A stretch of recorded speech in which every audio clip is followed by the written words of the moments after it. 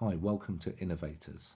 This is a series of short talks on innovators in the music industry, a freebie from Education and Bass to you.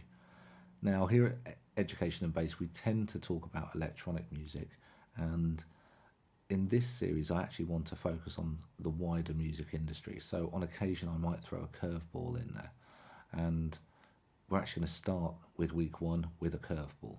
And this is in celebration of his work, but also with mourning his untimely death last week.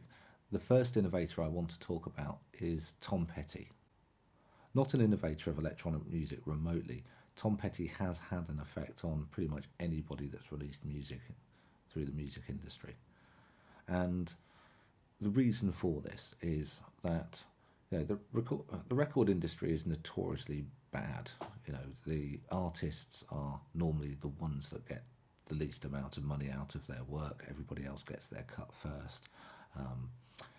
We hear of nefarious accounting practices and onerous contracts which are very restrictive to the artist. And as such, the artist or band is normally held in check quite tightly by the record label, and essentially, artists receive sometimes very limited royalties, and as such, you can be in a situation where, as an artist, you sell lots of records but make very little money, and this is a practice that's gone on since the birth of the record industry. In the 1920s and 30s, artists would be signed for the recording session and paid for that. So they would receive $100 or $50, whatever. And once the record label had got their recording, then they might go off and sell millions of a record, but the artist only received that original payment that they were made. And, this is not dissimilar to producing a remix for an artist where you get paid a flat fee, but, if the remix is really successful and sells lots, then, it's the artist and label that get the money rather than yourself because you got the flat fee in the first place.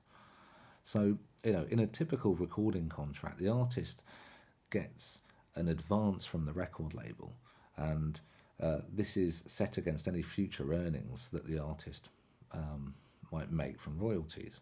And because of the studio time costs, marketing support, and other costs and expenses that may be entailed, the label want to recoup all of those first before the artist gets their royalties. And many artists end up signing contracts which never sell enough records for them to actually ever earn out their advance. And this has happened to many artists, and some successful, some less successful. But you'd be surprised to know that it happens to big name artists as well, like TLC or Run DMC, who got themselves deeply into debt, having sold millions of records. Now, these two groups are some of many that have followed the example of Tom Petty, and as an innovator, it might sound a bit strange, he actually declared himself bankrupt in order to get himself out of his record contract. And we go back to 1979, and in an effort to free himself from his contract from Shelter Records, he ended up declaring himself bankrupt. And the story goes, essentially, he had little financially to show, having had two relatively successful records on his first releases, and his contract was pretty awful as well, and he hadn't really got many rights within the contract anyway, but he renegotiated reasonably successfully, but he was still unhappy with what they were offering him.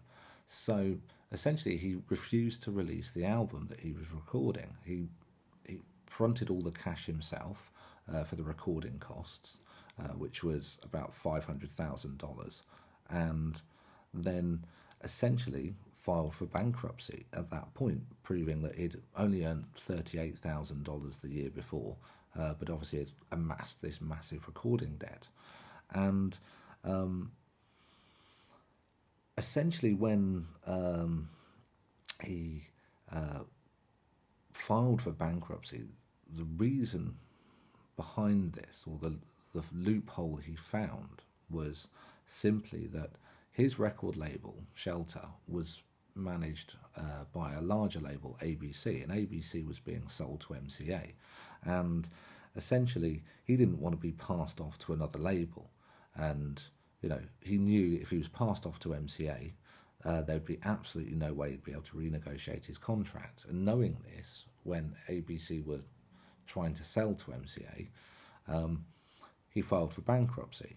And this then meant that he was then sort of in court with MCA plus also Shelter Records, because MCA were obviously annoyed that he was withholding this record that they rightfully, or they thought rightfully, they should be able to release. When Tom Petty had renegotiated his contract and then ended up filing for bankruptcy, the court papers that he had submitted stated that he had the right to consult and cooperate in the process of selecting another record company to distribute his recordings in the event that Shelter and ABC would terminate their contract with each other. And through this loophole, he was able to, challenge MCA and Shelter. Shelter and MCA countersued, and there was a massive issue in the court, and things came to a complete standstill. And obviously costs were mounting at this point.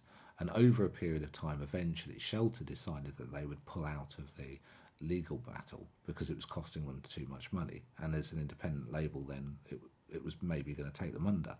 This left MCA and Tom Petty sort of fighting it out.